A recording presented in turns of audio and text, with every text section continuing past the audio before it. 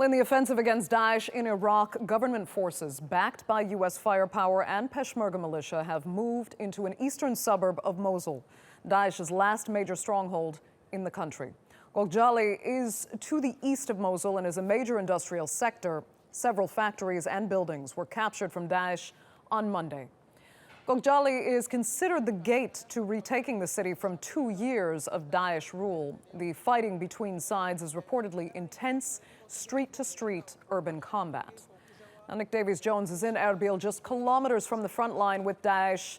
Hi, Nick. Tell us more about the fighting you're witnessing in Gogjali, and if you can tell if Iraqi forces actually have the advantage here.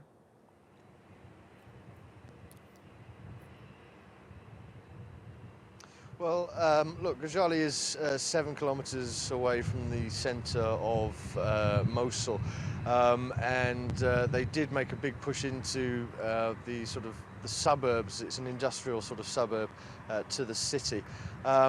We understand that they were pushed out again in the evening last night. That would certainly confirm what we were seeing and hearing from where we were north of that location. We were probably about 7 kilometers away ourselves. But there was heavy fighting, there were lots of explosions, and as dusk sort of fell, there's sort of an uptick in the violence, the explosions, and the sort of the sounds of war that we were seeing, and also there were lots of plumes of smoke rising as well.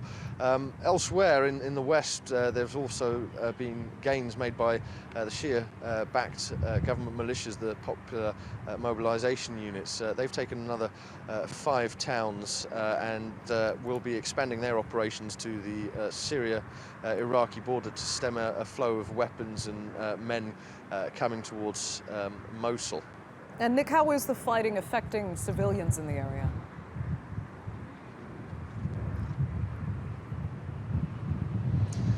Well, there are officially 17,500 people now in IDP camps, internally displaced camps, where they've fled the fighting, they've fled the conflict, and they're sort of housed away from all of that.